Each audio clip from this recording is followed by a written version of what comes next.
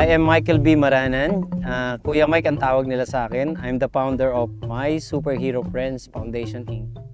Right now, meron tayong clean-up drive, coastal clean-up drive with various groups. Dito po kami ay nag-clean up drive para sa kalikasan. Ako po pala si Arjun Hago, bilang founding chairman ng Guardians. So yung advokasya po namin bilang mga Guardians is kami po ay voluntarism, no? Na pangalagaan po yung ating kalikasan dahil ito po yung kayamanan ng ating bayan. Magandang araw po sa inyo lahat. Ako po si Barangay Captain Arnaldo Limeta. Future plan po natin, malagyan natin ng mas maayos dito na daungan. Gagawan po natin ng magandang ordinansa na sa ganun, mas mapangalagaan natin ang baybaying dagat nang para naman makapag-invite tayo o makapag-invita tayo ng mas marami pang mga turista. Dito po kami sa Nasugbu, Batangas para sa isang activity po sa Coastal Cleanup Drive. Nagkasundo-sundo po kami na every Sunday o every month, bawat bayan ay pinupuntahan po namin kung ano pong pwede namin maitulong sa komunidad. Magandang araw po sa atin lahat. So in-invite po namin kayo to join ito pong advocacy ni Sir Mike na Coastal Cleanup kasi po dito kami sa Nasugbu. So ang main spot po namin dito is mga dagat. So kami po ay pinagyayabong namin and pinagaganda namin ang Nasugbu, ito pong Batangas, especially itong Kalayo. So invite po namin sa lahat ng mga nagbabike, mga bike owners na mag-join din po kayo sa advocacy ni Sir na i-maintain natin na maganda, malinis ito pong dagat. Ako po is si Dr. Berhil. I will ask, the LGUs to help a coastal cleanup. Without you, like barangay, mayor, to help us. Without your assistance and help, we cannot fulfill our goal for our environment. Nabong J18 kami po nangalap ng mga basura, mga bote. Ano makita namin sa gilid ng postal ay kinakalap po namin, iniipon. Hello, ako po si David Perez Gihon. Isa po akong bike shop owner. Yung mga siklista dyan, hinihikayat ko kayo na makiisa kayo sa mga gantong advocacy. Kasi para din to sa atin, let's make our place safer. Yung environment natin, kasi tayo mga nagbabike, alam mo na, kung san-san tayo inaabot, mapabundok man yan, ilog. Yung hindi pinapasok usually, pinupuntahan natin. So, sinong mas magandang makapaglinis at mas makalayo, di ba tayo?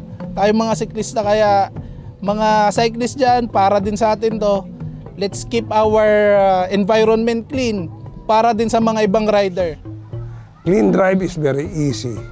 Pupunta kayo po rito para naman po mag-float ng mga basura. 7,107 islands or more pa daw. 8,000 yata or more. Alam nyo ba, ang dami kong partner sa area ng Winnipeg, Alaska, Iceland, Greenland. Sobrang lamig. Ayaw nilang maligo sa dagat. Yung mga partner ko sa Dubai, Abu Dhabi, Oman, Saudi Arabia, walang dagat na ganito. Tayo, hindi ko alam kung anong ginawa natin para biyayaan ni God ng sobrang gandang kalikasan. And yet, tayong mga Pinoy, lagi nakatingin sa malayo. Wala tayong pinag-iba sa isang nakatira sa subdivision na ang gusto mo ay gayahin yung kapitbahay, which is ibang country. Samantalang tayo, ang ganda-ganda ng ating kapaligiran. So bago mo pagandahin ang bahay ng iyong kapitbahay, linisin mo muna yung salamin ng bintana mo at ng ating bahay. Ini-invite ko po kayo na makiisa sa mga gawain, lalo na sa mga pangkalinisan dito sa ating barangay. Nang sa ganun na may mapangalagaan natin yung ating kalikasan at nang may pamana natin yung mga magandang gawain na yan para sa ating mga susunod na henerasyon.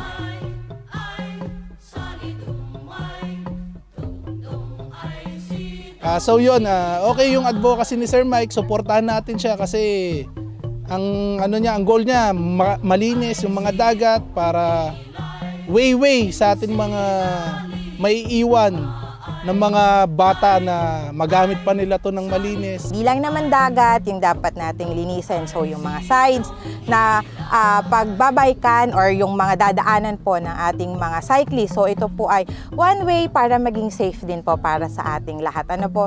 So, hindi natin to kaya ng one time lang.